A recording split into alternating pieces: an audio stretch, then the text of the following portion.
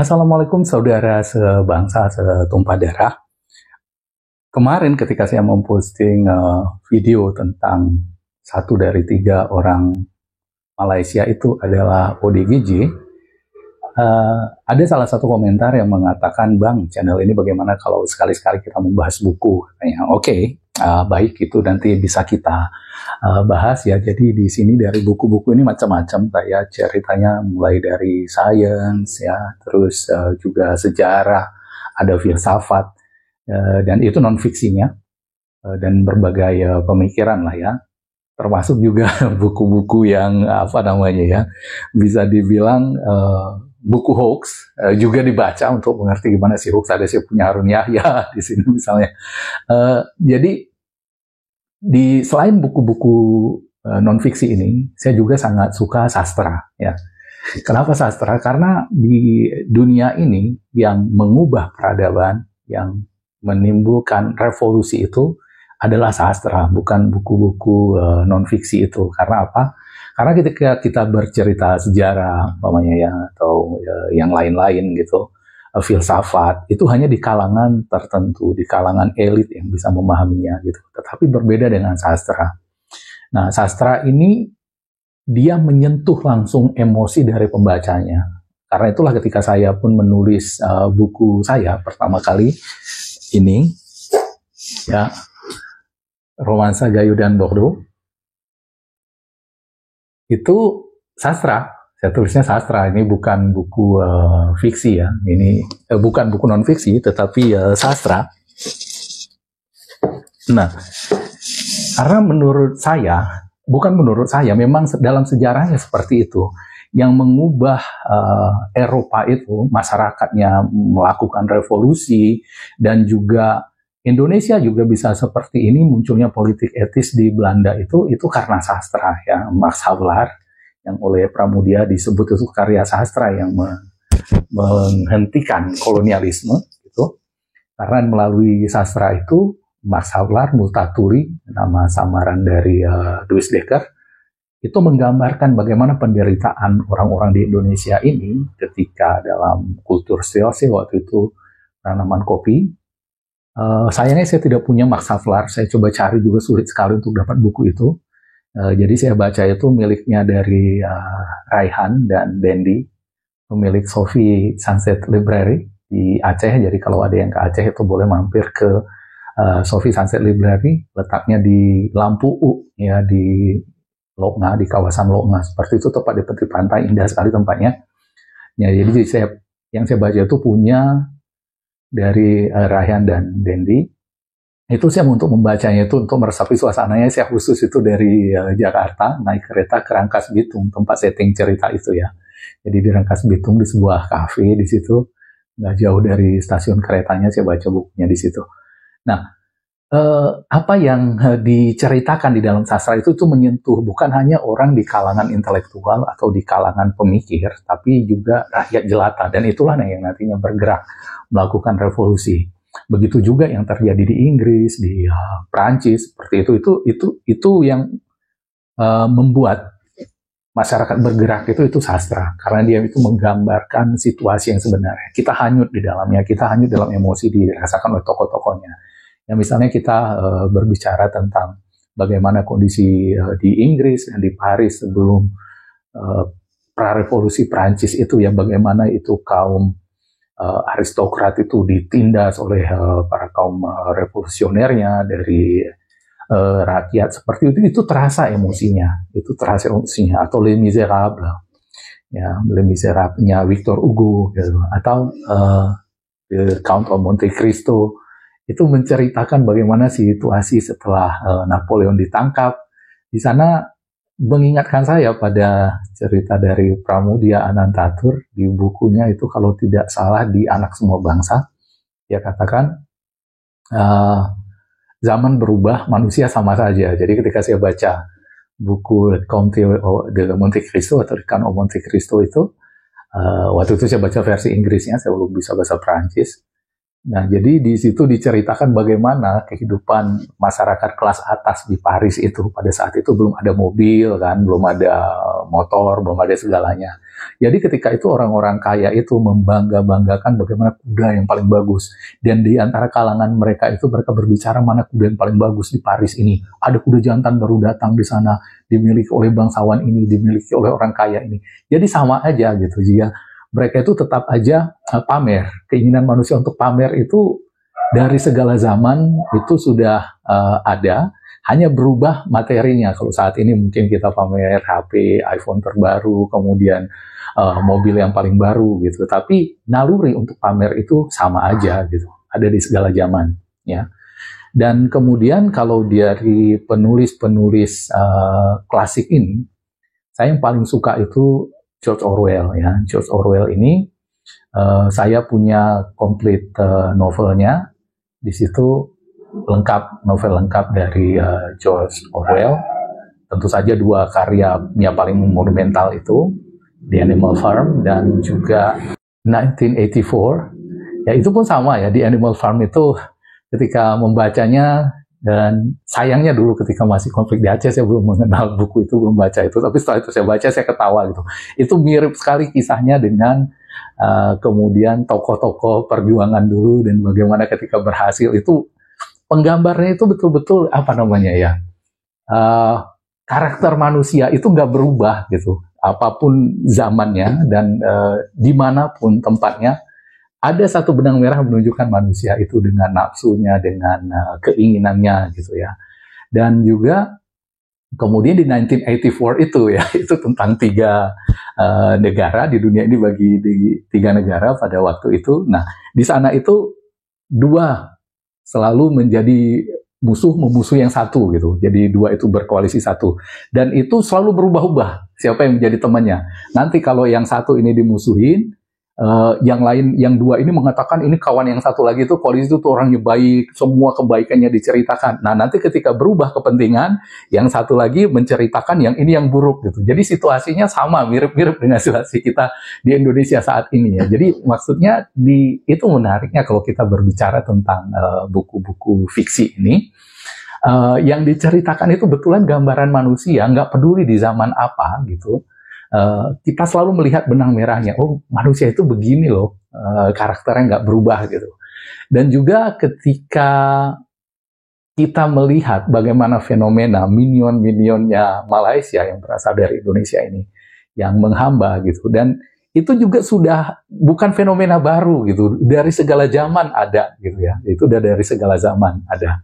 Nah, contohnya di situ ada digambarkan oleh Pramudia ya, tentu saja. Kalau untuk Indonesia ya siapa lagi kalau kita yang bukan sastrawan yang kita suka itu bukan Pramudia, ya nggak mungkin lah, nggak ada lagi yang lebih besar daripada Pramudia sastrawan di Indonesia ini kan ya. Dan Pramudia juga saya punya lengkap kebetulan bukunya ya, selain dari tetralogi tentu saja versi Inggris dan versi Indonesianya.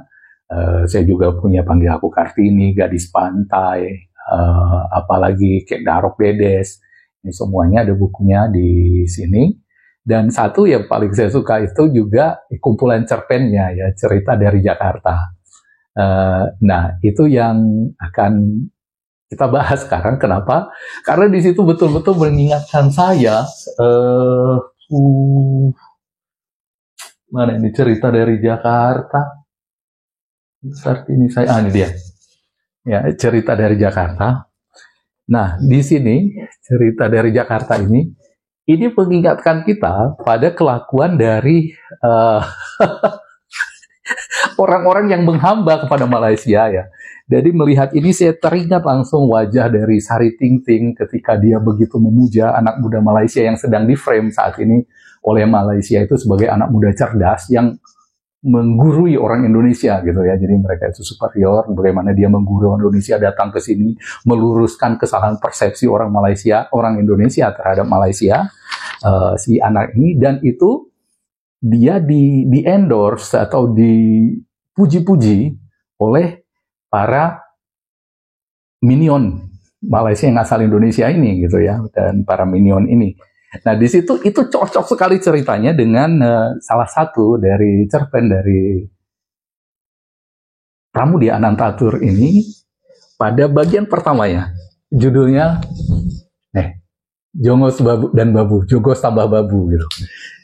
Bagaimana, itu yang menariknya ya, bagaimana cara Pramudia ini dalam menggambarkan situasi itu, nggak meliuk-liuk seperti Ahmad Tohari misalnya. Saya kurang suka ya cerita itu yang meliuk-liuk, tapi tes gitu langsung menuju apa inti dari yang ingin disampaikan itu. Makanya saya suka sekali George Orwell, dan kalau di Indonesia itu saya Pramudia, ya. Dia punya satu kelugasan gitu dalam menyatakan suatu pandangan, dan juga kata-katanya sangat bertenaga gitu, sangat powerful gitu, mewakili apa yang kita rasakan. Contohnya Jongos yang dan Babu ini ya, dan itu kita langsung kebayang sih gimana mukanya Iki Weo, gimana mukanya Romlia Pratama, gimana mukanya Baut Sastra ketika membaca ini ya, bagaimana mukanya Sari Tingting gitu, Borunaga, Jantung Pisang. Nah, kita baca di sini apa kata Pramudia ya. Sejak zaman Jan Pieterszoon Koen, turun-temurun keluarga itu memang sudah berdarah hamba. Keren kan, berdarah hamba. Hamba yang tak tanggung-tanggung, setia sampai bulu-bulunya. Gila ini kata-katanya, powerful sekali. Gitu kan. Besar kemungkinan sudah sejak Peter Both atau saat-saat Houtman mengelana di semua samudera, orang yang tak tahu dengan pasti yang nyata keluarga itu dikenal kalaupun belum jadi arca dan diusir Jepang dari gedung Finansian katanya. Nah, jadi seperti itu ya, bagaimana dia menggambarkan. Dan di cerita ini, dia itu betul-betul menggambarkan bagaimana karakter seorang hamba itu, yang selalu, apapun kata tuannya itu benar. Dia nggak mau nggak mau membantah. Bahkan yang lebih keren lagi nih yang dikatakan oleh Pramudia ya, keduanya tak tahu hamba ini. Jadi dia ada adik kakak Sobi dengan Inah ini namanya ya. Keduanya tak tahu bahaya mengawang di atas kepala gitu ya. Jadi sama gitu, ada miripnya dengan minion-minion ini. Mereka nggak tahu kalau sekarang ini ekonomi Malaysia sedang tidak baik-baik saja misalnya ya. Sejak 15 tahun yang lalu mereka itu sudah menurun 30% daya belinya, dan itu membuat mereka itu akan tidak membutuhkan tenaga kerja asing, dan itu mereka itu akan tersingkir gitu. Mereka nggak sadar bahayanya. Jadi itu yang dikatakan di sini. Nah, di sini juga derajat hambanya akan turun satu derajat lagi. Jadi orang-orang itu begitu menghamba turun-temurun, sampai di generasinya Inah dan Sobi ini dikatakan derajat hambanya akan turun satu derajat lagi. Hamba-hamba distrik federal Batavia, Sobi, Jongos, Inah, Babu. Jadi ini kebayangkan kalau orang-orang itu dulu menjadi Jongosnya Belanda gitu, atau Jongosnya Jepang. Sekarang ini bukan cuma Indonesia, tapi jadi Jongosnya Malaysia, bayangin gitu. Jadi mereka menghambanya kepada Malaysia gitu, yang nggak ada keren-kerennya gitu.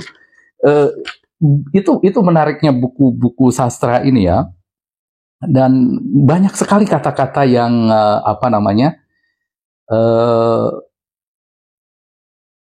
kata-kata yang sangat kuat gitu, yang sangat kita bisa merasakan dengan situasi yang sekarang ini ketika melihat satu karakter orang gitu, itu tergambarkan di sini. Misalnya kan, orang-orang ini tidak pernah punya ambisi gitu untuk menjadi besar, tidak pernah punya ambisi untuk menjadi maju seperti itu, tetapi ambisinya tertinggi itu bisa menjadi hamba. Dia itu merasa nggak enak badan gitu kok nggak ada yang memerintah dia gitu. Dahsyat sekali memang kata-kata Pramudia ini ya.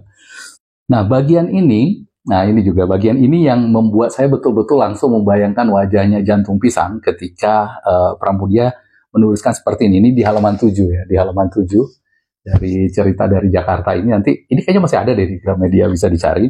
Jadi di halaman 7 itu dikatakan penghambaannya ini memberi kebahagiaan yang setinggi-tingginya kepada hidupnya. Jadi mereka tuh menghamba itu memberikan kebahagiaan setinggi-tingginya pada hidupnya, terutama bila ia bisa mengusulkan sesuatu untuk pemberesan rumah tangga majikannya. Puncak kebahagiaan yang bisa dicapai oleh seorang Jongos. Jadi kalau dia bisa untuk membantu majikannya gitu ya, majikannya itu sedang diserang sama kita gini, kalau dia bisa membantu itulah puncak kebahagiaan mereka gitu ya. Dan bayangkan langsung wajah-wajah para minion itu. Nah di sini juga apa namanya, di alinea berikutnya dia katakan, Jongos memang punya kelas-kelasnya. Ada Jongos yang tahu politik, ada yang tahu perdagangan, ada juga Jongos yang bisa menjalankan diplomasi. Udah, ada yang bisa menembak, tetapi Sobi adalah Jongos dari derajat penghabisan. Ia sudah senang kalau tak mendengar perkataan politik itu, sebab menurut rabaannya politik itu melingkupi segala macam dosa. Tuannya pernah berkata begitu, dan semua perkataan Tuan adalah satu wet yang tak kalah pentingnya daripada wet yang dibuat oleh pemerintah maupun suara jua. Suara Tuan adalah suara Tuhan. Nah, ini mengingatkan saya kepada Borunaga yang waktu itu ketika saya membahas tentang rasisme di Malaysia, dia dengan bangganya katanya ini videonya, siapa dia bicara tentang isu perkauman di Malaysia ini? Gitu. Lihat ya, dia sudah membangkitkan isu perkauman yang seharusnya di negara Malaysia itu sangat tidak diperbolehkan. Siapa dia?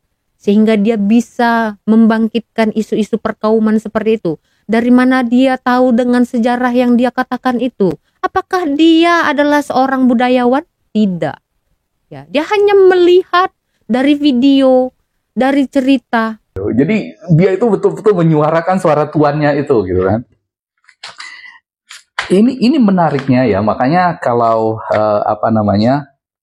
orang yang dikatakan itu misalnya kurang literasi, tidak literasi, tidak memiliki literasi, ya seperti itu. Jadi pemahamannya itu terbatas, dia terkungkung di situ. Sama seperti orang-orang Malaysia yang di dalam pikiran wahamnya nggak tahu dia bagaimana di peradaban manusia itu bergulir dulu ya. Ada persoalan yang membuat orang bereaksi, yang menimbulkan suatu reaksi politik, dan kemudian perubahan semacam itu mereka nggak tahu. Mereka hidup di dalam cangkangnya, di dalam terkurungannya, dan kemudian di sini kita lihat minion-minion ini, seperti kata Pramudia, itu adalah hamba di tingkat yang paling terendahnya sudah gitu. Hamba yang sudah di tingkat terendahnya. Karena bahkan mereka sanggup menjelek-jelekkan bangsanya, mencari segala keburukan bangsanya, meski dia sebut itu sebagai kritik, tapi nggak tahu di mana nilai kritiknya. Nanti di video yang lain saya akan membahas apa itu kritik dan apa bedanya dengan caci maki, ya. Dengan mencari-cari kesalahan, apa itu bedanya, nanti kita akan bahas. Tapi seperti itu kira-kira. Jadi dari cerita fiksi yang ada ini ya, dari yang ditulis oleh manusia yang hidup di berbagai peradaban, di berbagai zaman di dunia ini, kita bisa melihat bagaimana perilaku orang-orang yang sekarang, bagaimana mereka melakukan itu, karena itu tidak ada yang baru di kolong bumi ini. Di kolong langit ini nggak ada yang baru ya. Semua itu hanya pengulangan-pengulangan dengan tokoh dan karakter yang berbeda. Jadi untuk kaum-kaum yang berpikir, para penonton channel ini, bacalah banyak-banyak gitu. Jangan hanya yang fiksi, jangan hanya non fiksi, jangan hanya cerita sejarah yang kita baca, jangan hanya tentang sains, jangan hanya tentang politik seperti itu. Tapi untuk merasakan bagaimana emosi manusia, bagaimana karakter manusia, yang itu yang bisa kita rasakan langsung, seolah-olah kita ada di dalamnya segala zaman itu, bacalah cerita-cerita fiksi ini ya. Dan Indonesia itu punya penulis-penulis yang sangat hebat, saya katakan sangat hebat, betul-betul. Selain Pramudia, ini ya saya tunjukkan, ada ya lengkap di sini bukunya juga, ada Sultan Takdir Ali Sahbana, N. Hadini, Armin Pane, dan yang lain-lain. Lihat semuanya. Itu luar biasa menggambarkan bagaimana dulu anak-anak muda, misalnya di layar terkembangnya Sultan Takdir Ali Sahbana, bagaimana dulu golongan intelektual pertama kita, ya generasi pertama, ketika bersekolah anak-anak SMP pun mereka sudah berbicara tentang kebangsaan. Bagaimana berdirinya bangsa Indonesia ini, cikal bakal keinginan kita itu untuk membentuk suatu bangsa yang sejajar dengan bangsa-bangsa lain, tidak menghamba, itu ada di situ, cerita itu. Jadi kita merasakan emosi masa saat itu, emosi dari kaum intelektual di zaman itu, bagaimana keinginan mereka untuk mendirikan bangsa itu bisa kita rasakan di situ ya. Atau bagaimana pergulatan intelektual pada saat itu, dan juga ideologi di dalam ateisnya Ardiat Karta Miharja, itu bisa kita rasakan, kita masuk seolah ke dalamnya di dalam cerita-cerita fiksi ini. Dan karena itu, mari kita hargai karya-karya dari pendahulu kita ini yang memang luar biasa sekali, yang udah di Malaysia nggak ada. Malaysia nggak punya mereka yang seperti itu ya, yang sangat bervariasi, mulai dari Sumatera, ada yang ceritanya di Jawa, ada yang ceritanya di Pulau Sumbawa, seperti itu di Bali gitu. Kita bisa melihat bagaimana kayanya bangsa kita ini dengan budaya, dengan nilai-nilai, dengan tradisi yang segala macam. Orang Malaysia kan tahunya cuma main caplok aja, main klaim aja, tapi dia tidak mendalami seperti apa. Dan itu semuanya kalau kita baca di buku-buku ini, kita akan bisa merasakan non-fiksi itu. Jadi seperti itu, para kaum berpikir, penonton channel ini, mari kita jaga dan rawat kekayaan intelektual yang sudah diwariskan oleh para pendahulu kita ini dengan membacanya. Dan tetap kita berliterasi supaya kita tidak jatuh menjadi minion-minion yang menghamba kepada Malaysia pula gitu ya. Bukan negara yang sama sekali nggak keren gitu. Jadi demikian video kali ini dari saya. Assalamualaikum warahmatullahi wabarakatuh dan merdeka.